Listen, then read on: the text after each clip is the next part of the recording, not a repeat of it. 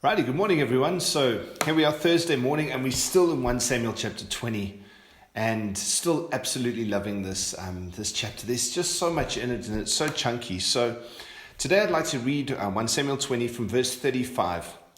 It says, "In the morning, Jonathan went out into the field for his meeting with David. He had a small boy with him, and he said to the boy, 'Run and find the arrows I shoot.' As the boy ran, he shot an arrow beyond him.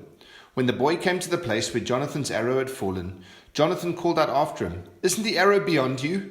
Then he shouted, 'Hurry, go quickly, don't stop.'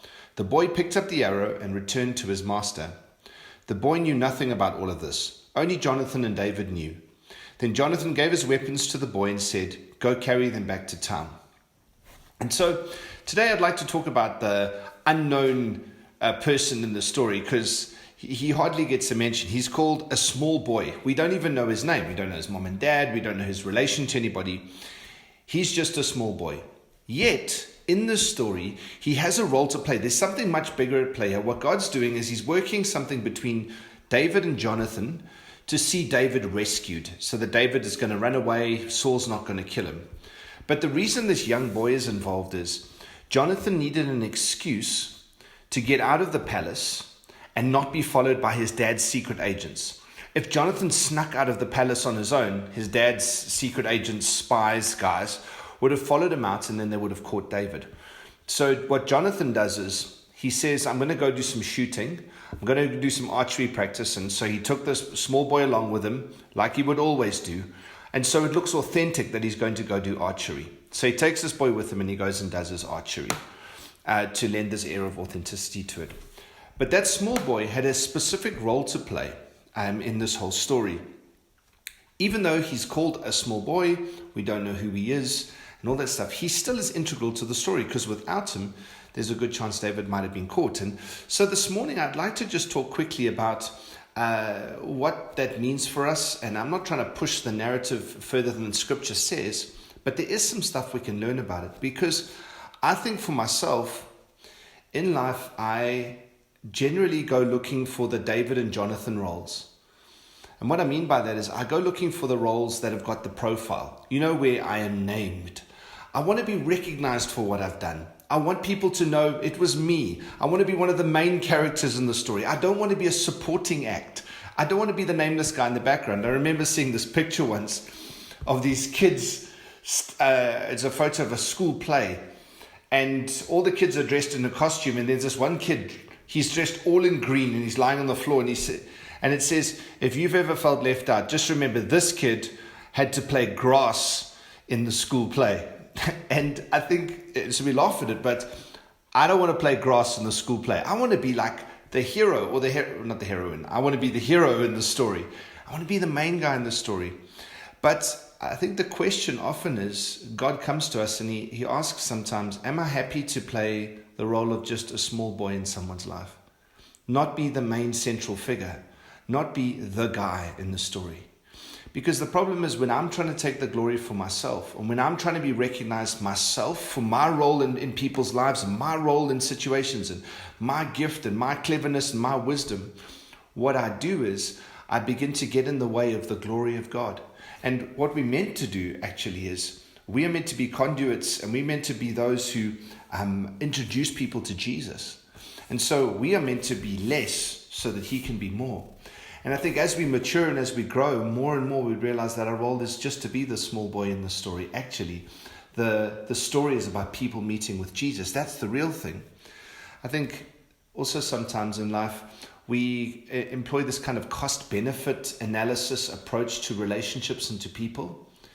And I think sometimes at the moment, especially now, when we look around, when it comes to helping people and caring for people and perhaps providing food or whatever the thing is, we can think to ourselves, well, I don't have much resources available. I've got so little. And there's there's this company, maybe Spa is going to be feeding someone this much, is feeding this many hundreds of people, and Checkers can feed that many hundreds of people, and McDonald's is going to be cooking burgers for the nation or whatever it is.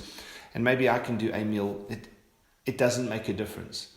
But friends, even the small little bit that we can bring, just being the small boy in the story, just the little bit that we can bring, can still make a difference to the person that we bring it to. it's, I think, incredibly unhelpful to employ a cost-benefit analysis to being able to make a difference to people and to be able to care for people, because we don't know people's stories. And sometimes God will call us to be the David and the Jonathan, the story, to be the headline story. And there are moments like that. But other times, we're just the support role in the story, and we carrying someone else's weapons, and we don't even understand. It says this little boy didn't even understand what was going on. And sometimes God asks us to do stuff and to help people. We don't even fully understand the extent of what we're doing, but God calls us to do it. And rather than trying to take the glory and be recognized, just do what God's called us to do. And when our time's over, to walk away. The second thing about being the small boy, and I think this is incredibly helpful, is that it fights against this natural human tendency to want to be the center of attention. As a human being, I consider myself, in my natural self, to be the center of my own life. All my decisions are about myself.